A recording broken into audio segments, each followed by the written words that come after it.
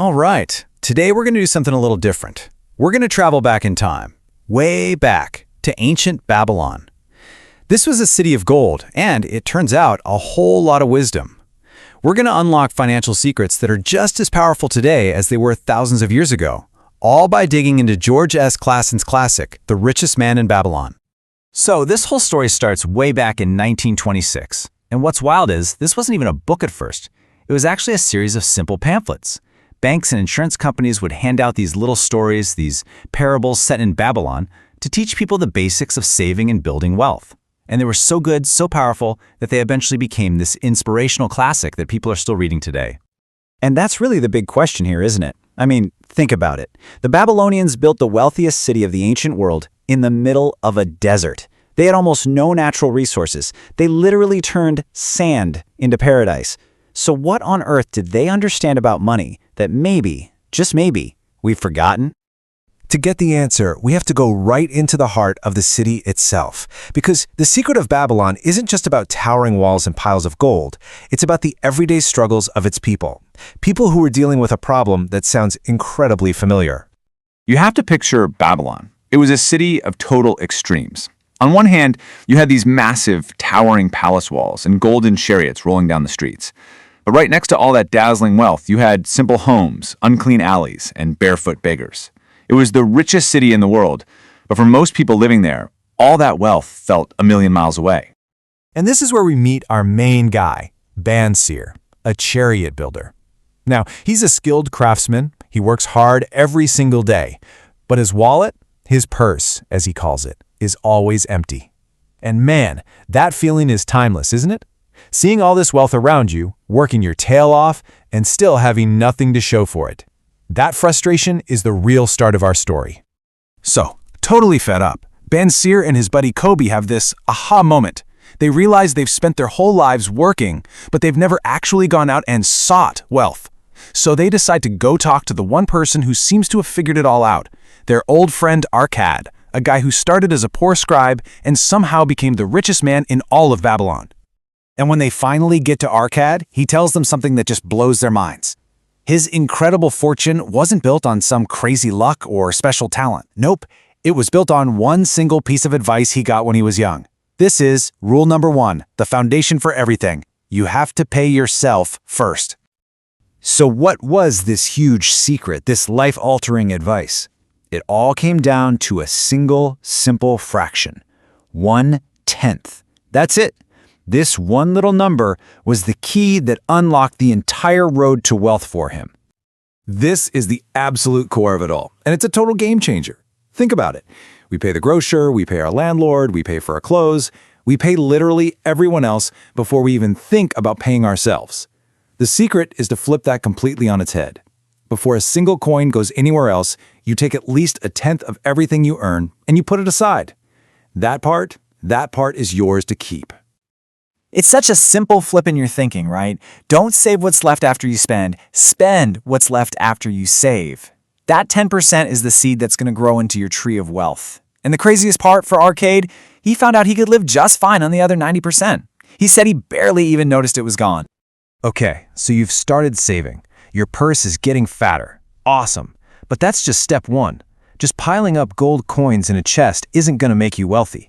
The second rule is all about making that gold go to work for you, so it can multiply all on its own. And the way Arkad explains this is just brilliant. He says every single coin you save is like a golden slave that can work for you, and every little bit that slave earns is its child, which can also work for you. See where this is going? This is just the ancient Babylonian way of describing compound interest. You're not just saving, you're building a whole army of income that works for you day and night, whether you're sleeping or not.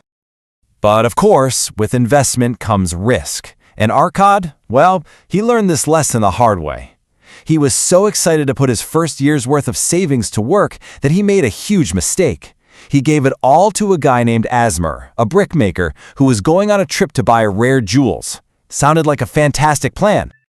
So when Arkad tells the old, wise moneylender Algamesh about this great deal, the old man just laughs at him. He asks this simple, devastating question. Why would you trust a brickmaker's knowledge about jewels? I mean, it's so obvious when you hear it, right?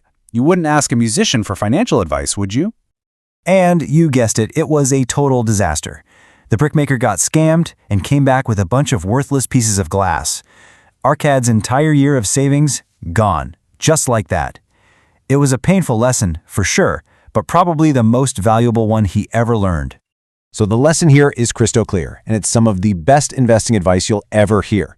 Protect your principal, your initial investment above everything else. Don't get tempted by crazy get-rich-quick schemes.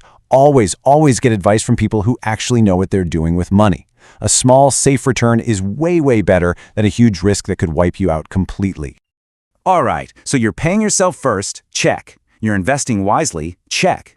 But there's one last piece to this puzzle, and it has nothing to do with numbers. It's all about your mindset. It's about what the Babylonians called luck. You know, the Babylonians were obsessed with this idea of luck. They had this proverb, and the city's wise men would actually get together and debate it. Was luck just something random the gods threw at you, or was it something more? And this is the conclusion they came to, which is so powerful. Good luck wasn't some random thing that just happens to you. They saw it as an opportunity that was presented by the goddess of fortune, but she only presented it to people who were ready to act. Luck wasn't something you just waited around for. It was something you could actually attract. So if good luck is about seizing opportunity, what's the one thing that scares it away? They decided it wasn't bad luck. It was one simple enemy we all face: procrastination. The stories were full of guys who hesitated, who said, "I'll do it tomorrow," who chose a little comfort now over a huge opportunity. And every single time, opportunity knocked, and procrastination just sent it packing. And that led to their ultimate conclusion, the big takeaway from the whole debate. The goddess of good luck favors people of action. Real luck isn't just stumbling upon a bag of gold. It's what happens when preparation meets decisive action. It's seeing that opportunity and having the guts to grab it right then and there. Okay, so we've walked the streets of ancient Babylon, we've listened to Arkad. What does it all mean for us, right here, right now? How does this wisdom from 8,000 years ago actually help us today? It really just boils down to these 3 simple, timeless keys to a full purse. First, start thy purse to fattening. Always remember, a part of everything you earn is yours to keep. Second, make your gold work for you. But for goodness sake, do it with advice from people who know what they're talking about. And finally, be a person of action. Conquer procrastination, because it is your own worst enemy. Look, in the end, the wisdom from Babylon is so incredibly simple, but that's what makes it so powerful. The book tells us that our future is like a road stretching out in front of us. These principles, this is the map. So the only real question left is the one you see right here. Is your purse going to be lean, or is it going to be full?